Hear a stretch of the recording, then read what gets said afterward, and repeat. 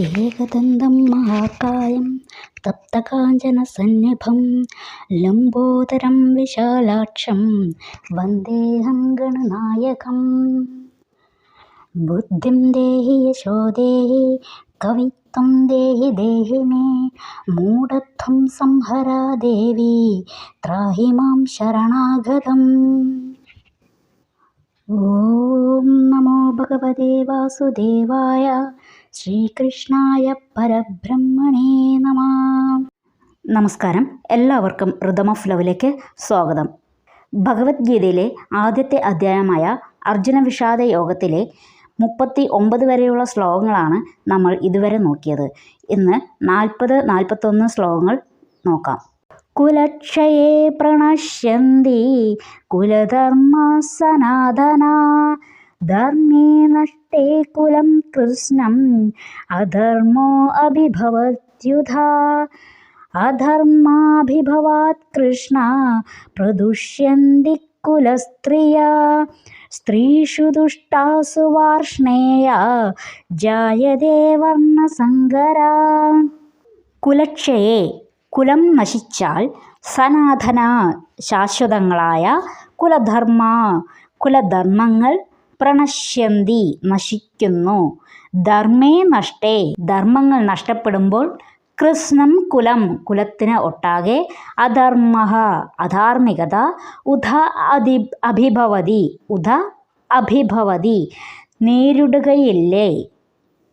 കൃഷ്ണ അലയോ കൃഷ്ണ, അധർമാഭിഭവാത് അധാർമികതയ്ക്ക് അധീനപ്പെട്ട്, കുലസ്ത്രീയ കുലസ്ത്രീകൾ, പ്രദുഷ്യന്തി നശിക്കുന്നു അല്ലെങ്കിൽ ദുഷിക്കുന്നു, സ്ത്രീഷു ദുഷ്ടാസു സ്ത്രീകൾ ചീത്തയാകുമ്പോൾ, വാർഷ്ണേയ ഹേ വൃഷ്ണിവംശജ, വർണ്ണസങ്കര അനഭിമതജനം, ജായതേ ഉണ്ടാകുന്നു. വംശം നശിക്കുന്നതോടുകൂടി ഏറെക്കാലമായി പുലർത്തിപ്പോന്ന കുലധർമ്മങ്ങൾ നശിക്കുന്നു. അങ്ങനെ ധർമ്മം നശിക്കുമ്പോൾ വംശത്തിൽ ശേഷിക്കുന്നവർ അധാർമിക കൃത്യങ്ങളിൽ ഏർപ്പെടുന്നു. അല്ലയോ കൃഷ്ണ, കുലത്തിൽ അധർമ്മം മുന്നിട്ടു നിന്നാൽ സ്ത്രീകൾ ദുഷിച്ചു പോകും. അല്ലയോ വൃഷ്ണികുലത്തിൽ പിറന്നവനെ, സ്ത്രീത്വം ദുഷിച്ചാൽ ആർക്കും വേണ്ടാത്ത കുട്ടികൾ ജനിക്കുന്നു. ഇവിടെ അർജുനൻ യുദ്ധം ഉപേക്ഷിക്കാനായിട്ട് പല കാരണങ്ങളാണ് നിരത്തുന്നത്.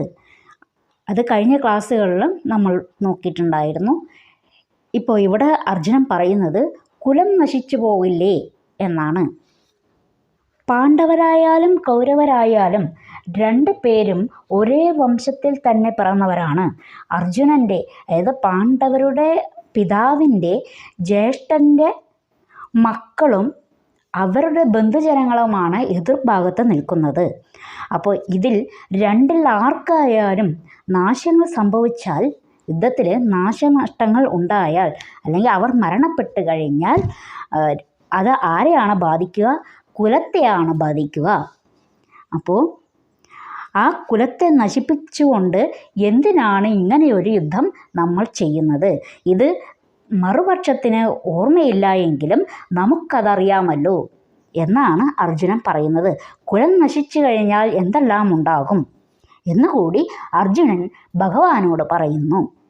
നമ്മുടെ ഭാരതത്തിൽ 4 ആശ്രമ വ്യവസ്ഥകളാണ് ഉള്ളത്. അതായത് ബ്രാഹ്മണ്യം, ക്ഷത്രിയർ, പിന്നെ വൈശ്യർ, ശൂദ്രർ, അങ്ങനെ 4 വർണ്ണാശ്രമ വ്യവസ്ഥകളാണ് ഉള്ളത്. ഈ 4 വർണ്ണങ്ങളിലും വ്യത്യസ്തമായ ആചാരങ്ങളും അനുഷ്ഠാനങ്ങളുമാണ് നിലനിൽക്കുന്നത്. അപ്പോൾ ഈ ആചാരങ്ങളും അനുഷ്ഠാനങ്ങളും എല്ലാം പിതൃപിതാമഹന്മാരായിട്ട് കൈമാറി വരുന്നതാണ്. അപ്പോൾ ഈ പുതിയ തലമുറയ്ക്ക് ഇവരിൽ നിന്നും പകർന്നു കിട്ടുന്നതാണ് ഇതെല്ലാം. അങ്ങനെയാവുമ്പോൾ ഈ പിതൃപിതാമഹന്മാർ മരണപ്പെട്ട് കഴിഞ്ഞാൽ പിന്നെ എങ്ങനെയാണ് പുതിയ തലമുറയ്ക്ക് ഈ ആചാരാനുഷ്ഠാനങ്ങൾ പകർന്നു കൊടുക്കാനായിട്ട് അതൊന്നുമില്ലാതെ ഇരിക്കുമ്പോൾ ഇവർ എന്തു ചെയ്യും? അധാർമികതയിലൂടെ സഞ്ചരിച്ചു തുടങ്ങും. ഈ ഓരോ ആചാരങ്ങളും ജനനം മുതൽ മരണം വരെയും തുടർന്നു പോകേണ്ട കാര്യങ്ങളാണ്. അത് അനുഷ്ഠിക്കേണ്ട കാര്യങ്ങളാണ്. അത് അന്നപ്രാശം മുതൽ മരണാനന്തര ചടങ്ങുകൾ വരെയും നമ്മൾ ഈ ചാതുർവർണ്ണയത്തിൽ പലതരത്തിലുള്ള ചടങ്ങുകളുണ്ട്. അപ്പോൾ അതെല്ലാം നമ്മൾ ചെയ്യേണ്ടതുണ്ട്. പിന്നീട് അർജുനൻ പറയുകയാണ്, പുരുഷന്മാർ മരണപ്പെടുകയാണെങ്കിൽ, ഈ യുദ്ധത്തെ പുരുഷന്മാർ വധിക്കപ്പെടുകയാണെങ്കിൽ എന്തുണ്ടാകും? സ്ത്രീകൾ ദുഷിച്ചു പോവുകയും കൂടി ചെയ്യും. അങ്ങനെ സ്ത്രീകൾ ദുഷിച്ചാൽ കുലത്തിൽ അധർമ്മം മുന്നിട്ട് നിൽക്കും. പണ്ട് മുഗൾ രാജവംശത്തിലെ ഭരണാധികാരിയായിരുന്ന അലാവുദ്ദീൻ ഖിൽജി ഒരിക്കൽ ചിറ്റോറിലെ രാജ്ഞിയായിരുന്ന റാണി പത്മിനിയെ കാണാനിടയായി. റാണി പത്മിനിയുടെ സൗന്ദര്യത്തിൽ ആകൃഷ്ടനായ അദ്ദേഹം അവളെ തനിക്ക് വേണമെന്ന് വാശി പിടിച്ചു. അതിനുവേണ്ടി ചിറ്റോറിലെ എല്ലാ പുരുഷന്മാരെയും വധിക്കാനായിട്ട് ഉത്തരവിടുകയും അപ്രകാരം എല്ലാ പുരുഷന്മാരെയും വധിക്കുകയും ചെയ്തു. ശേഷം ഖിൽജിയും കൂട്ടരും ചിറ്റോറിലെത്തുകയും കൊട്ടാര ആനയെ കൊണ്ട് ചവിട്ടിത്തുറക്കുകയും ചെയ്തു. അപ്പോൾ കണ്ട കാഴ്ച, 1000ഓളം വരുന്ന സ്ത്രീജനങ്ങൾ അവരുടെ സന്താനങ്ങളെയും പിടിച്ചുകൊണ്ട് തീയിലേക്ക് ചാടാനായി നിൽക്കുന്ന കാഴ്ചയാണ് ഖിൽജി കണ്ടത്. ആ സ്ത്രീകൾക്ക് മുന്നിൽ 2 ഓപ്ഷനേ ഉണ്ടായിരുന്നുള്ളൂ. ഒന്ന്, തീയിൽ ചാടി മരിക്കുക. അതല്ല എങ്കിൽ ഈ ഖിൽജിയുടെ മറ്റ് സൈന്യങ്ങളുടെയും ലൈംഗിക അടിമകളായി മരണം വരെ ജീവിക്കുക, ഇഞ്ചിഞ്ചായി മരിച്ചു ജീവിക്കുക. ഇതായിരുന്നു 2 ഓപ്ഷൻ. ഇതിൽ സ്ത്രീകൾ തിരഞ്ഞെടുത്ത ഓപ്ഷൻ ആദ്യത്തേതായിരുന്നു. അതായത് ഇങ്ങനെ ജീവിക്കുന്നതിനേക്കാൾ നല്ലത് സ്വന്തം ശരീരം അഗ്നിയിൽ ഹോമിക്കുക എന്നത്. ഇതാണ് ഭാരത സ്ത്രീകളുടെ ഏറ്റവും ശ്രേഷ്ഠമായ ഒരു കാര്യം എന്ന് പറയുന്നത്. പകരം ഈ സ്ത്രീകൾ സ്വന്തം താല്പര്യമില്ലാതെ മറ്റുള്ളവരുടെ പ്രേരണയാൽ അല്ലെങ്കിൽ അവരുടെ ബലപ്രയോഗത്താൽ അവരിൽ ഒരു കുഞ്ഞ് ജനിക്കുകയാണെങ്കിൽ എന്തുണ്ടാവും? വർണ്ണാശ്രമ വ്യവസ്ഥ തന്നെ തകർന്നു പോകും. അങ്ങനെ ഉണ്ടാകുന്ന കുഞ്ഞുങ്ങൾ അധർമ്മത്തിലൂടെ മാത്രമേ സഞ്ചരിക്കുകയുള്ളൂ. സമൂഹത്തിൽ സജ്ജനങ്ങൾ കൂടുതലുണ്ടാവണം. എങ്കിൽ മാത്രമേ ജീവിതത്തിൽ സമാധാനവും ഐശ്വര്യവും അതുപോലെ തന്നെ ആത്മീയ വിശ്വാസവും ഉണ്ടാവുകയുള്ളൂ.